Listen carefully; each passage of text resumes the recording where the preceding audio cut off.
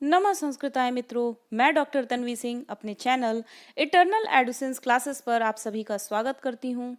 आज मैं आप सभी के लिए नैषधि चरितम के 1999 से लेकर अब तक पूछे गए प्रश्नों को व्याख्या सहित लेकर आई हूं।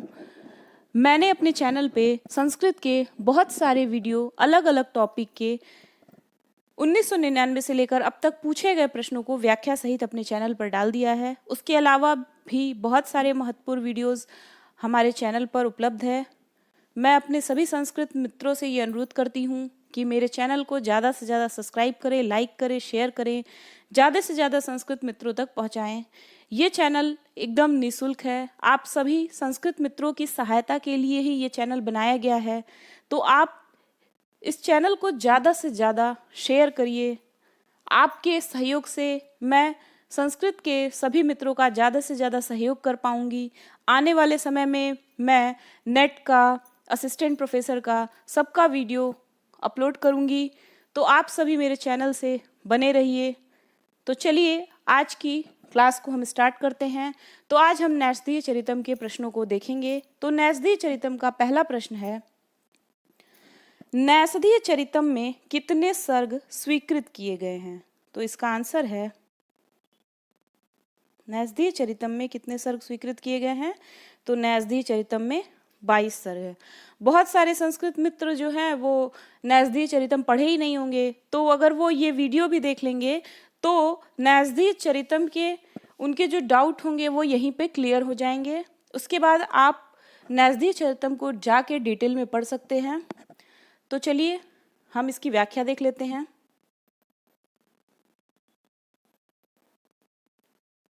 महाकवि श्री हर्ष विरचित नैषधीय चरितम महाकाव्य में 22 सर्ग स्वीकृत किए गए हैं।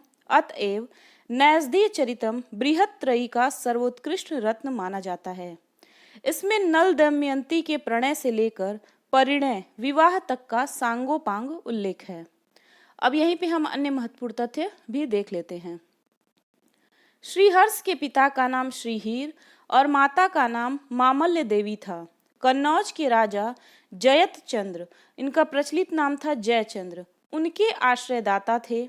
श्रीहर्ष के प्रति गौरव सूचनार्थ राजा उनको 2 पान और आसन देते थे। श्रीहर्ष का समय निर्विवाद रूप से 12वीं शताब्दी ईस्वी का उत्तरार्ध मानना चाहिए। नैषधीय चरितम के सर्गांत में श्रीहर्ष की निम्नलिखित रचनाओं का वर्णन है। तो हम इन रचनाओं को देख लेते हैं। स्थैर्य विचार प्रकरण, स्थैर्य विचार प्रकरण, श्री विजय प्रशस्ति, खंडन खंड खाद्य, गोंडो वीर शकुल प्रशस्ति, अर्णव वर्णन, छिंद प्रशस्ति, शिव शक्ति सिद्धि, नव साहसांक चरित चंपू। खंडन खंड खाद्य में ईश्वराभिसंधि ग्रंथ का 5 बार उल्लेख है। इस प्रकार नैषधीय चरितम से लेकर श्रीहर्ष की 10 रचनाएं ज्ञात होती हैं। तो ये जो नवसाहसांक चरित चंपू है ये, और खंडन खंड खाद्य, ये पूछता है एग्जाम में, ठीक है? तो इसको आप देख लीजिएगा। राजशेखर ने अपने प्रबंध कोश ग्रंथ में श्रीहर्ष को 100 से अधिक ग्रंथों का लेखक बताया है, परंतु ग्रंथों का नाम नहीं दिया है। तो आप श्रीहर्ष का देख सकते हैं कि नैषधीय चरितम है, कितने सर्गों में है? 22 सर्ग में है। उसके अलावा इनकी 10 रचनाएं ज्ञात होती हैं जिसका नाम यहाँ पे है। तो आप यहाँ से भी इसको पढ़ सकते हैं, और एग्जाम में अगर आ गया इसमें से कोई भी रचना तो आप बड़े आराम से लगा सकते हैं। इसके लिए आपको अलग से अध्ययन करने की जरूरत नहीं है। नैषधीय चरितम किस श्रेणी की रचना है? तो नैषधीय चरितम महाकाव्य है। क्या है? महाकाव्य। अगला प्रश्न है, किस महाकाव्य को विद्वानों के लिए औषधि कहा जाता है? तो नैषधीय चरितम को ही विद्वानों के लिए औषधि कहा जाता है। इसका डिटेल देख लेते हैं। श्रीहर्ष संस्कृत साहित्य के मूर्धन्य महाकवियों में से एक हैं। इनका नैषधीय चरितम महाकाव्य ही इनके गुण गौरव और विद्वता का परिचायक है। पांडित्य प्रदर्शन, योग्यता, विद्वता और व्युत्पत्ति में श्रीहर्ष ने सभी महाकवियों को पीछे छोड़ दिया है। अतएव कहा गया है, तावद् भारवेर्भाति यावन् माघस्य नोदयः। तावद् भारवेर्भाति यावन् माघस्य नोदयः।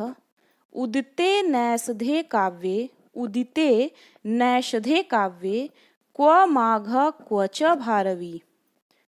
देखिए, अतएव बृहत्त्रयी, अतएव नैषधीय चरितम बृहत्त्रयी का सर्वोत्कृष्ट ग्रंथ रत्न माना जाता है। श्रीहर्ष के प्रौढ़ पांडित्यपूर्ण काव्य ने पंडित मंडली को यह कहने के लिए बाध्य कर दिया कि नैषधम विद्वौतौषधम, नैषध विद्वानों के लिए टॉनिक है। ठीक है, अगला प्रश्न है, विद्वानों के लिए औषधि है, क्या है? नैषध। क्या? नैषधम विद्वौतौषधम। चलिए आगे देखते हैं। उदिते नैषधे काव्ये क्व माघः क्व च भारवी।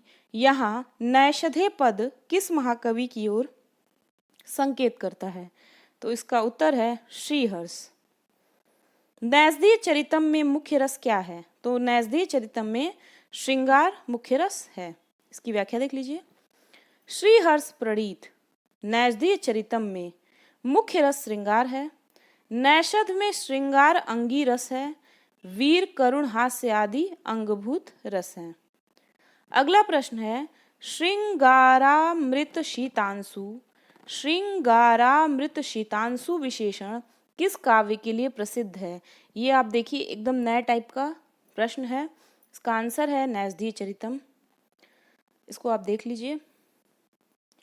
श्रृंगारामृत शीतांशु यह विशेषण नैषधीय चरितम का है। नैषधीय चरितम के रचनाकार श्रीहर्ष हैं।